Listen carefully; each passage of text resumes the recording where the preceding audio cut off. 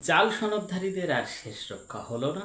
আমরা জানি বিভিন্ন পত্রপত্রিকার মাধ্যমে যে ৬০,০০০ জাল সনদধারী আছে, শুধু এটুকুই জানি, কিন্তু কারো বিরুদ্ধে কোনো পদক্ষেপ নিতে এতদিন আমরা দেখিনি।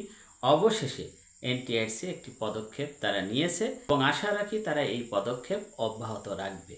সম্মানিত স্যার ম্যাডাম, অবশেষে জাল সনদধারীদের বিরুদ্ধে অ্যাকশন নেওয়া শুরু হয়ে গেছে।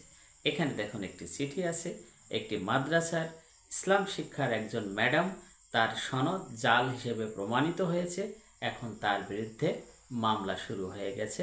তার এনটিআরসি এর যে সনদটা বাতিল করা হবে, এমনকি তার ইন্ডেক্স কর্তন করা হয়েছে। তো এই কাজগুলো যারা করেছেন জাল সনদ দিয়ে, এখন বিভিন্ন প্রতিষ্ঠানে চাকরি আছেন, আপনাদেরকে সাবধান করে দিতে চাই, যদি আপনার সনদটি জাল হয় আপনি সারেন্ডার করেন, তা না হলে কিন্তু আপনার সামনে বড় বিপদ আসতে চলেছে। তো এই চিঠিটি একটু পড়ে দেখুন, এখানে কি বলছে।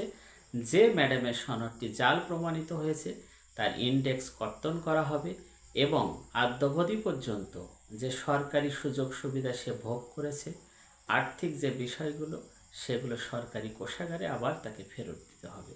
যদি সে ফেরত না দেয় তাহলে তার বিরুদ্ধে ফৌজদারি মামলা করা হবে এবং যদি কোনো প্রতিষ্ঠান প্রধান এখানে সহযোগিতা করে বা করার চেষ্টা করে, তার বিরুদ্ধেও মামলা করা হবে বা অ্যাকশন নেওয়া হবে। তো যে সমস্ত জাল সনদধারী স্যার ম্যাডাম আছেন, আপনাদেরকে সতর্ক করে দিচ্ছি, আপনারা স্বইচ্ছায় আপনাদের কর্মস্থল ত্যাগ করুন, রিজাইন দিন। তা না হলে এনটিআরসি যদি এভাবে যাচাই বাছাই করে সনদটি জাল প্রমাণিত হয়, তাহলে আপনার সামনে কিন্তু বড় ধরনের বিপদ আসতে পারে। তো আশা রাখি এই ভিডিওটি দেখার পরে আপনারা সবাই সচেতন হয়ে যাবেন এবং কি করণীয় অবশ্যই আপনাকে ভেবে বের করতে হবে। তো সম্মানিত স্যার ম্যাডাম, আমার এই ভিডিওটি যাদের সামনে যাবে অবশ্যই এটি শেয়ার করে সবাইকে দেখার সুযোগ করে দেবেন।